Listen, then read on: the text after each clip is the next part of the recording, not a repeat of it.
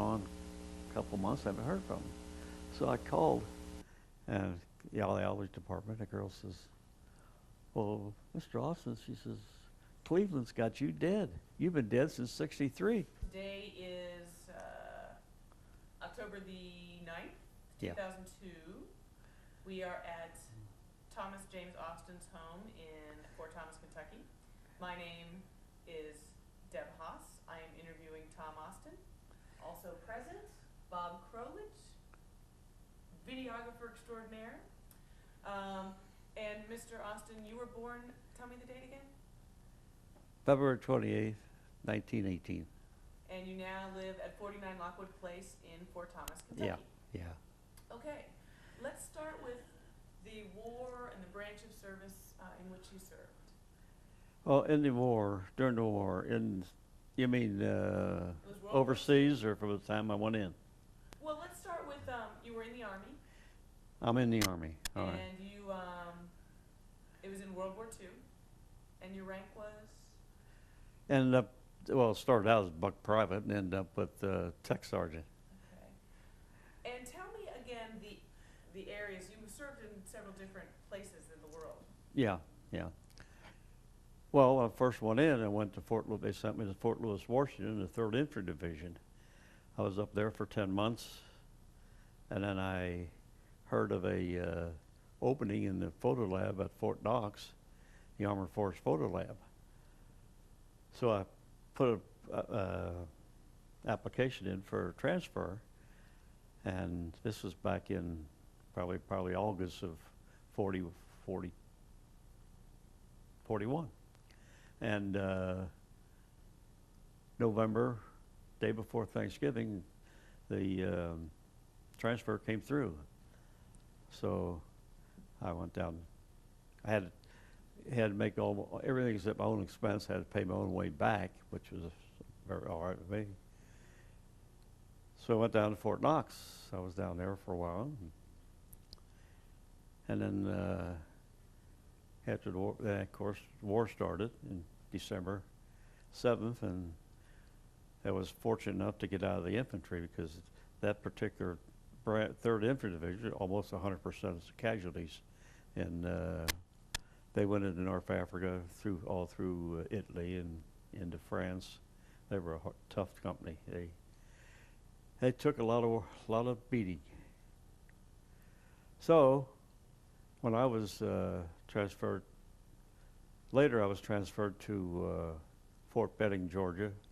It was a photo company. We had formed a new photo company, 195 Photo Company. And shortly afterwards, a company came in from California, 168 Photo Company. We were right next door to each other. And they ended up deactivating our company because it was the newest company of the two, and transferred some of us over to the 168 outfit.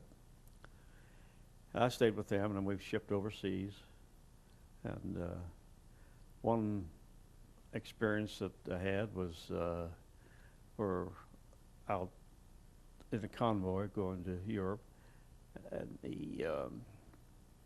hit a storm, pretty good storm, and we had locomotives down in the hull of the ship, and they were, as I understand it, they were tied down for a roll from every time the first ship to take a roll, but our ship was go back and forth, and they broke loose, and every time it went forward, they hit that bulkhead, and come back, hit the back end of it.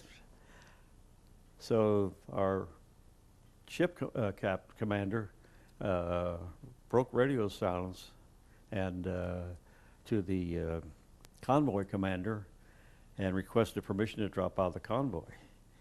And they sent back, the commander did, that permission denied.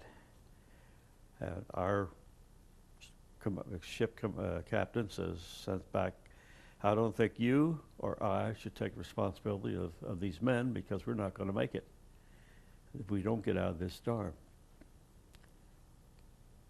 So the they finally gave us permission to drop out.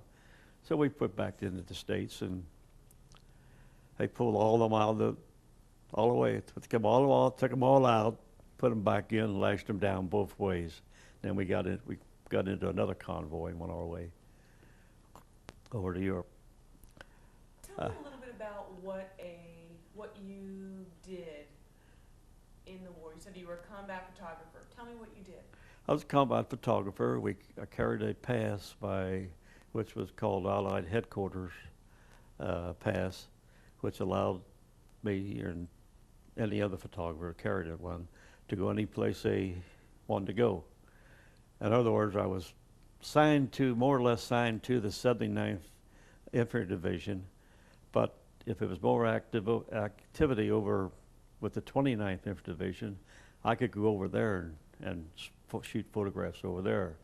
What we did every morning, we always had a movie man and a still man work together. We'd go to division headquarters and check where the troops were after the night. And we did this early in the morning is where they went through the night, where they still placed where they were, where they're located. And then we had a Jeep, and we go up, we join them and do what we had to do, photograph whatever action we could find or was going on and whatnot.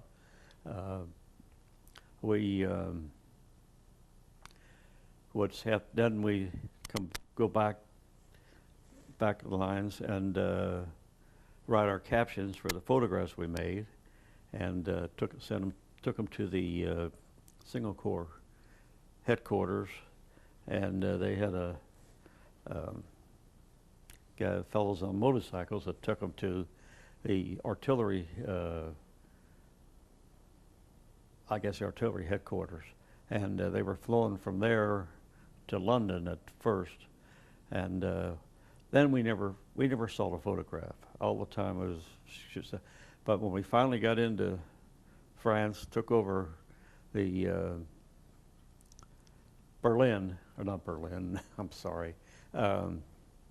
Paris, took over Paris. They set up Allies. We set up our own photo lab there, and then we just ship everything there. And we were sitting on the Rhine River after quite a few days and months on continually fighting. We sitting there, more or less giving the troops a chance to rest and bring up everything else, get everything organized before we made to cross the Rhine River, because I knew it was going to be a pretty tough battle over there. So I was sitting there, we were on there, and I make photographs or whatever I could of a bunch of GIs sitting around talking, whatever they were doing and anything that. So then one day I made 2 photographs, 2 negatives of the same picture. And a week or so later, I get a 4x5 black and white print and a 4x5 negative. And I thought, what's this? And on the back of it, it had my caption, everything, photograph had my name and everything on it. And I thought, what's going on here? So then every time I had a chance, I'd make 2 pictures. That's how I got my collection. And of course, a lot of times you only shoot one shot and that's it, and you never see that stuff. That's all censored. Everything was censored for a while, for a long time, and their stamps censored and whatnot. I would think you have seen. You put yourself in the position to see some things that people like me couldn't even imagine. Oh yes, there's no question about it. Not only me, but all the infantrymen, and they were the ones that had the tough life. And the tank men, the combat engineers, they were the ones that went ahead of the infantry clearing out mines. Landmines was a big problem with us, and landmines and snipers were a big problem. So I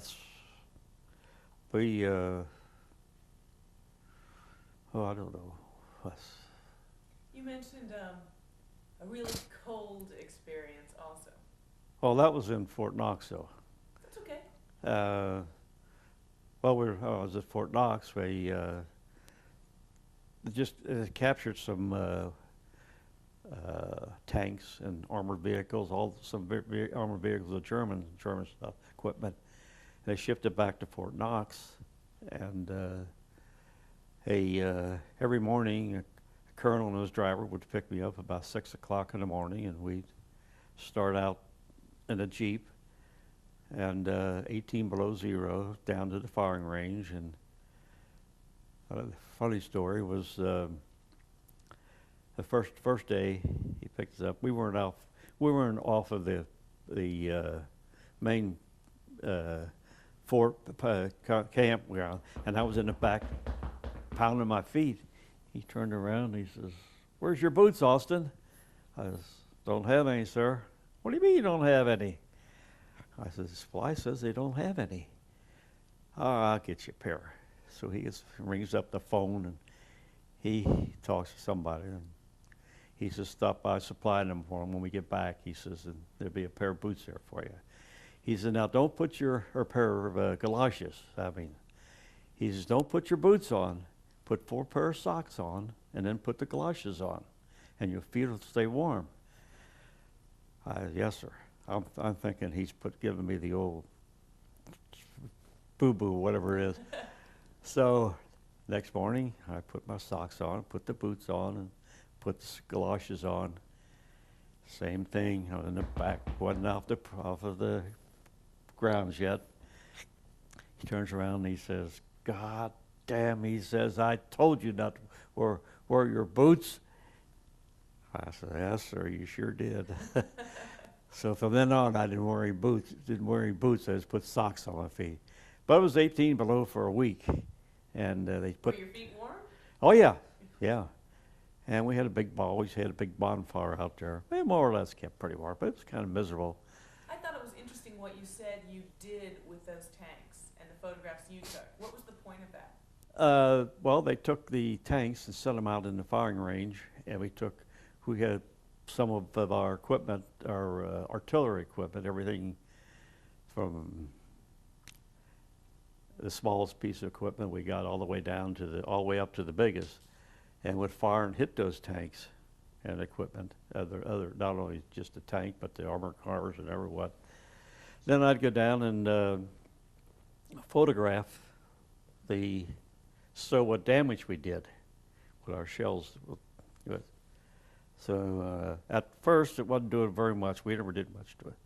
And of course we had that's why they did it. They wanted to find out exactly what was going on and how much they had to improve their artillery, in which we did very quickly. Yeah.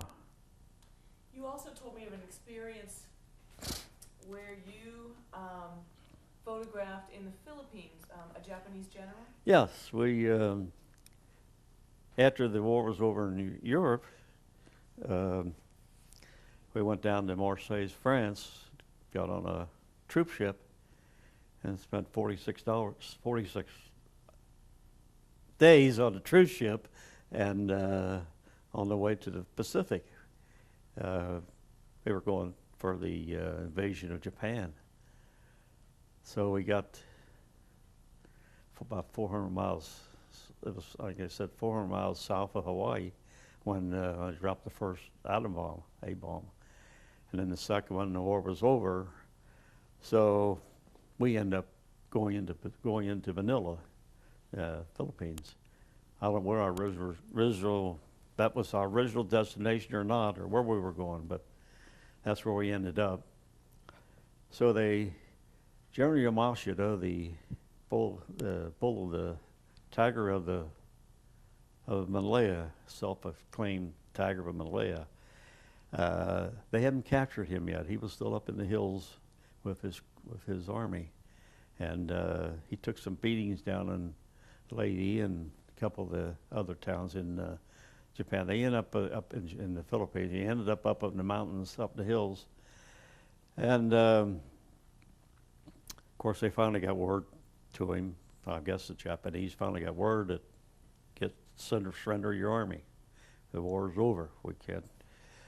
So our troops went up and accepted his surrender, brought him back as prisoners, and they had a arrangement for him to find out,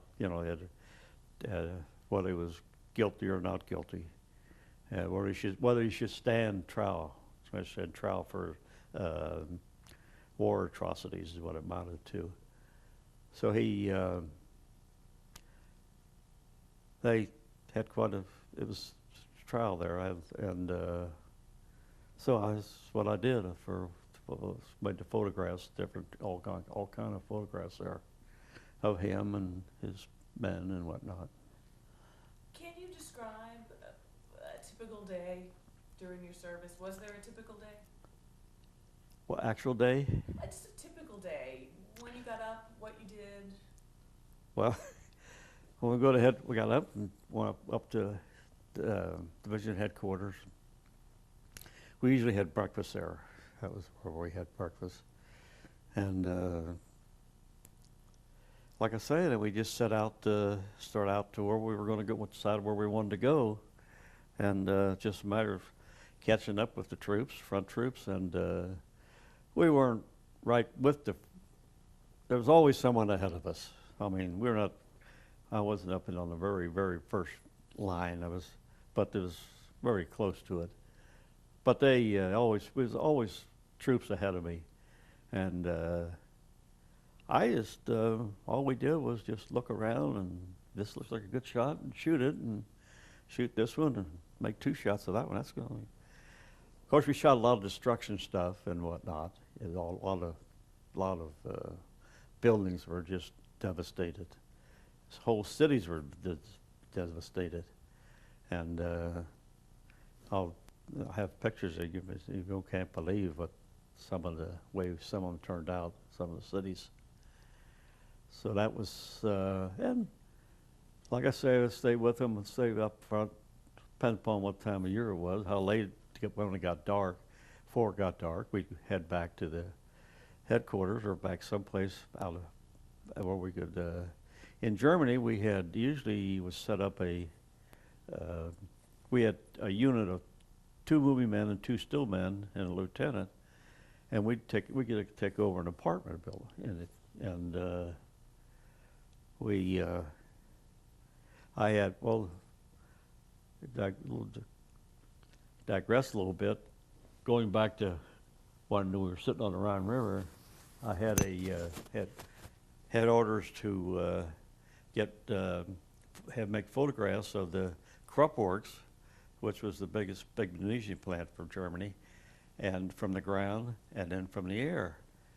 So we had a runner stayed with us that when we crossed the Rhine River, and he was with us until noon, and we write our captions, gave him the film, and he took them back and so they flew him back to London or England, not exactly in England, and they were this was on a Saturday morning. We crossed the Rhine, and they were in the Sunday morning papers here in the States.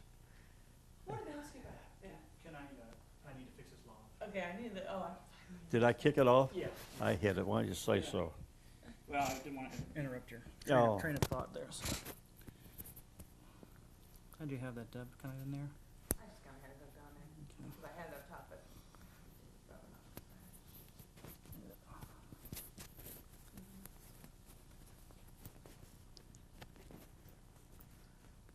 I think it's good. You don't think it's gonna rub on? I think that's gonna rub on me, so let's move it down a little bit.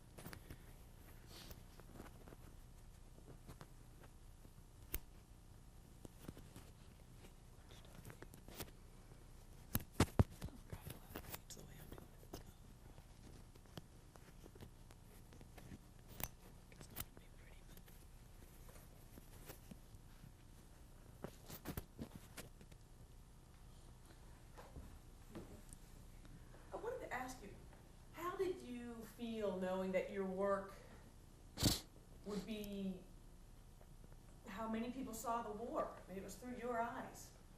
I never thought about the war. You never thought anything about it. Just something you had to do. You know you had to do it, and went out and did it. That's all. And getting back to the other about Essen, Germany, and we got in. I went into the Krupp Works.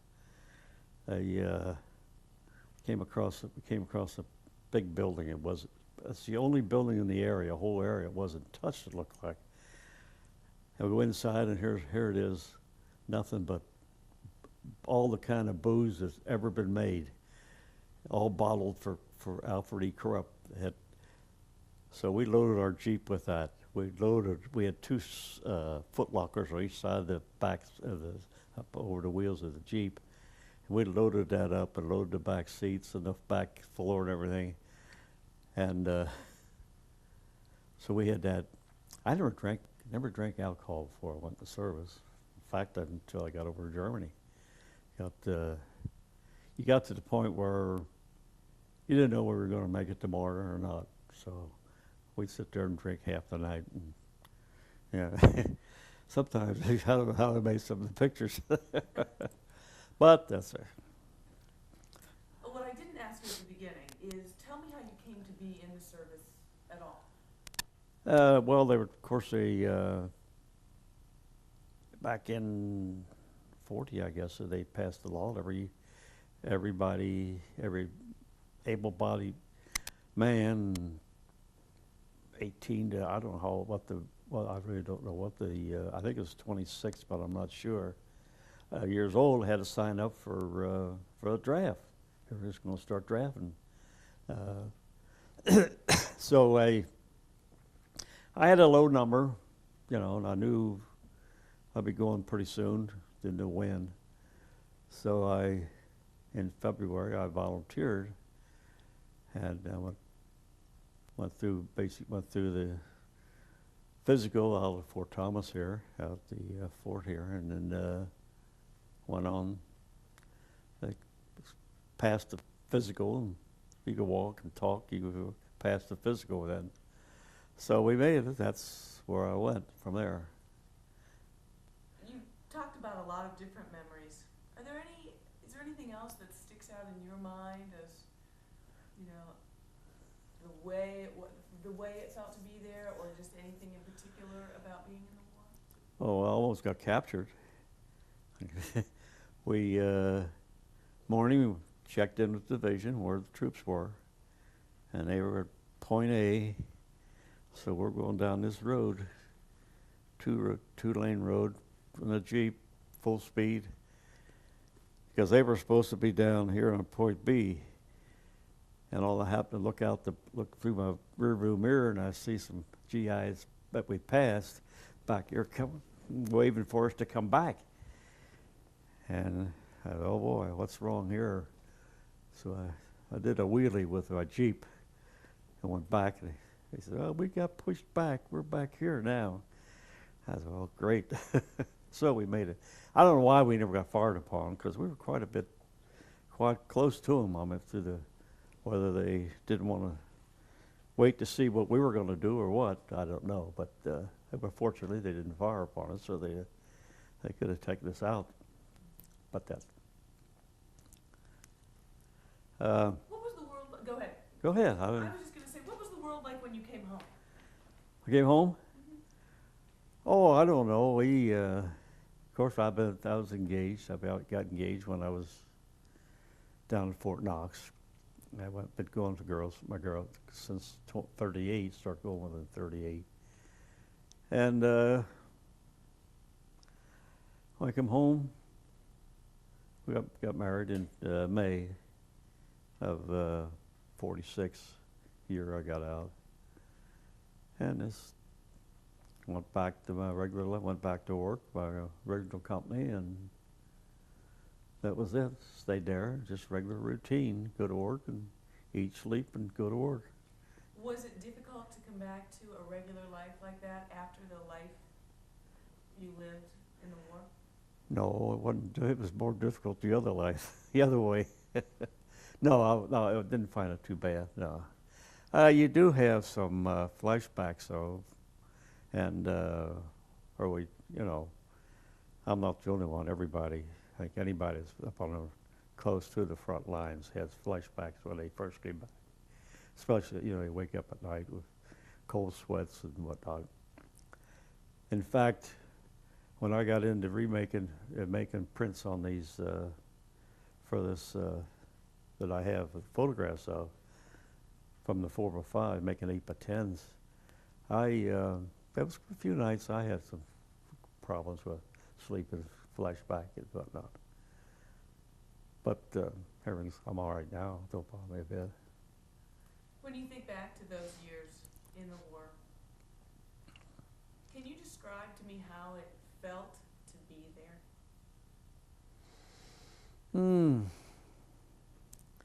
I don't think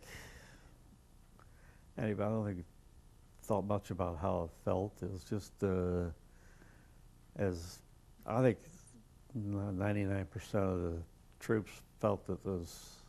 I know I did. It was just something that had to be done, and I always figured I was fortunate enough to be in a photo company instead of staying in the infantry outfit, because my 3rd Infantry Division, which I was assigned to at first, they went in North Africa, Sicily, and Anzio, all through Italy, all through France, and they were practically 100% casualties. It was they were a great outfit, always have been. Pardon me, through all the wars, the 3rd Infantry Division was very well known. So I just figured I was, you know, I was fortunate, and if I got hit, and I felt, the other thing I felt about was that I got a camera in my hand. These guys got rifles. They're going to shoot me. They're going to go after the guys with the rifles because I can't hurt them with the camera. But that's about all. Was there ever a time you had to put down the camera and pick up a weapon? No. I carried a 45 sidearm, but I never took it out of the holster. That is to use. Took it out, clean it some nights and whatnot, but never to use or a, no. That's all the questions I have, unless there's anything else that you want to say, or Bob, having been at some of these other interviews, that you would like to interject. Is there anything else that we haven't talked about that you feel we've left out? Oh, I don't know. Not really. I think you pretty well covered everything. The one thing that we've been covering with some other of the vets is just to keep in mind that this is an archive project, and generations in the future will see this to learn about the Second World War. If maybe you had any thoughts about what you would want to say to any future generations about war in general, or your experience, or anything like that? I'd like for the future generation, even the present generation, to see my video.